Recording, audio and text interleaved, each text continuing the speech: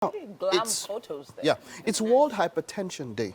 Something I really wanted to point out. And a headline here on The Guardian says, pressure, lifestyle increase, high BP among Nigerian youths. So TikTok. we've spoken about this just so many times, and I like it that, of course, The Guardian had this on their front page, World Hypertension Day. When I hear 25-year-olds, 20-year-olds having going stroke down with high blood pressure and all of that, Getting and I'm like, it is getting worse. What is happening? What is happening?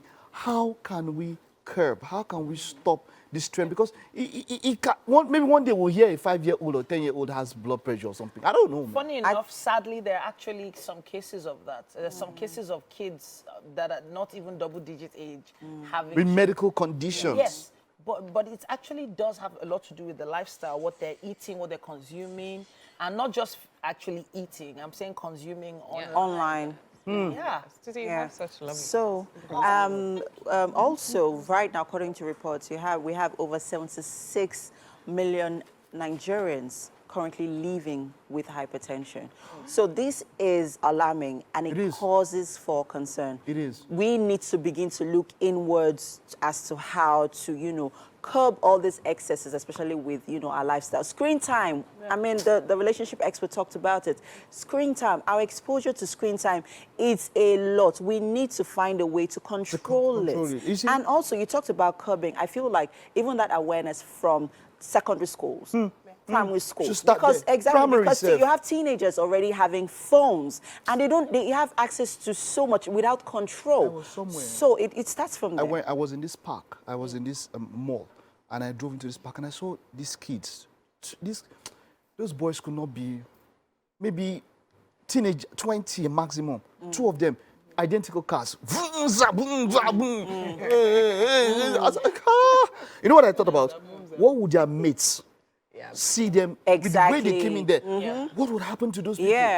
What would they push to go and do? I just sat down. I wanted to get into. I just sat down for a while. They left, and I was just looking at the cars, and I was just thinking, like, what was I doing by this age? What would their mates be thinking? Peer pressure, Pro Max. Yes. So I'll also say this, right? I mean, as much as we're talking about, the youth, the exposure to this kind of things, I also believe that the onus is also on the parents, right, to actually instill the right foundation, right, in your kids from a very tender age. Show them the lights, tell them what really matters. Tell them how, everything they're seeing on social media is not necessarily right. So as much as they're consuming, because the truth is, we can only limit to as much, right, the internet consumption. Consider the fact that schools are going online right now. Most of the books and textbooks and all of that are being online. So they will be exposed to this thing. So the parents need to literally ground them and let them know what they should literally aspire to and all of that. Has said many times, no matter how much you instill in your kids, God forbid they meet the wrong friend that can erase your years of instilling.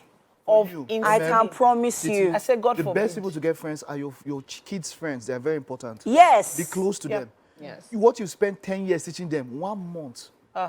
So recently, Elsie came to me and she said, Mommy, we're talking about her classmates in school, because I always ask about their classmates. And then next thing she says, so she talked about this guy that bullies her, and then next thing she just goes randomly like, ooh, and by the way, Mom, Bamidele is so cute. And I'm like... My chest. Oh, yes. No.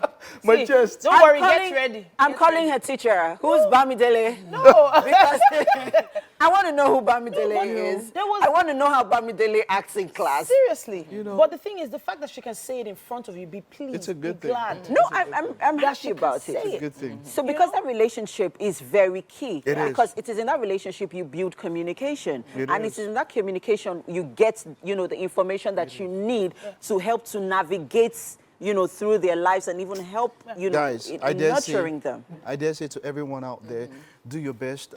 One thing I'm always grateful for myself is that I had somebody who pressure never gets to. It's the same way they pressure me for Bridgerton. It's just up until now.